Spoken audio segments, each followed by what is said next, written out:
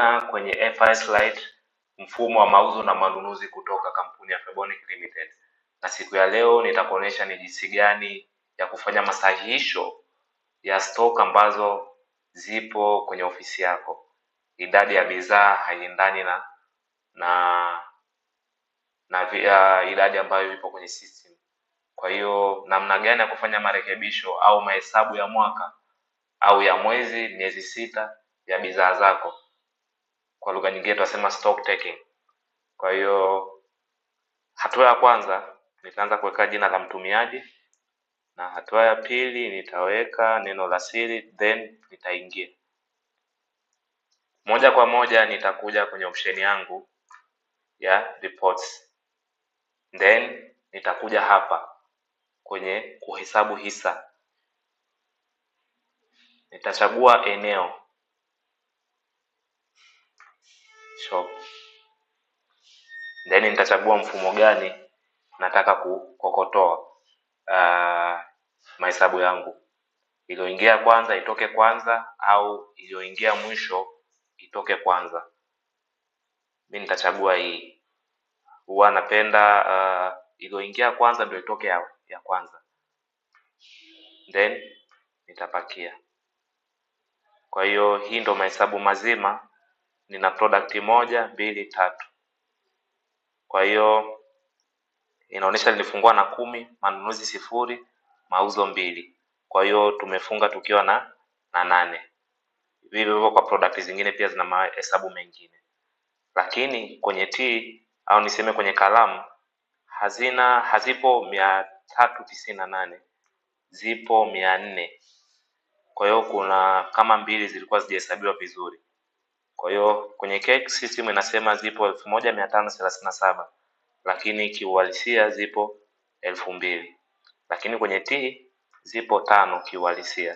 Kwa hiyo tuna pungufu ya 3. Nikija hapa, kiasi cha mauzo kinachotarajiwa na mfumo ni 57,800, lakini mimi kiasi ambacho kipo ni 60,000. Kwa hiyo kuna ongezeko la 2000. Kama kiasi ni cha chini nitaweka hapa. Kwa hiyo kuna upungufu wa 7,800. Kwa hiyo acha niweke kuna 60,000. Kwa hiyo wasilisha hesabu ya hisa. Baada ya kufanya kila kitu kipo sawa, nitabonyeza hapa wasilisha hesabu ya hisa. Baada ya hapo itanipa dokumenti hii ikinipa mahesabu ya jumla baada ya kufanya mahesabu kutoka kwenye product zote. Kwa hiyo itanionyesha bidhaa zote, kama kuna hasara yoyote inatokea, kama kuna upungufu wa bidhaa itanionyesha hapa.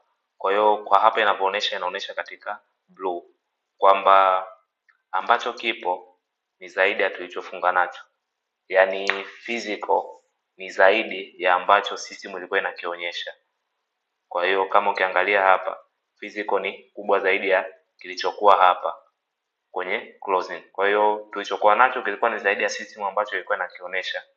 Either tulisahau kuweka sales na kila kitu. Kwa hiyo nikitaka kuprint document hii nitabonyeza hapa. Itanipa document yangu nzima. Nikitaka kupeleka kwenye Excel nitabonyeza hapa. Itanipa document yangu hii katika Excel. Nikitaka kuifuta nitabonyeza hapa. Nikitaka add new stock taking au masahihisho mapya nitabonyeza hapa. Nikitaka kuona listi nzima nitabonyeza hapa. Kwa hiyo nikitaka kuview tena, nataka kuangalia kwa mara nyingine nitabonyeza hapa. Nikitaka kufuta nitabonyeza hapa. Kwa hiyo hii ndiyo maana au namna ya kufanya stock taking, au tunasema kwa namna nyingine ni hisa, mahesabu ya stock. Nataka kurekebisha, hii ndiyo namna au hatua za kufuata. Asante.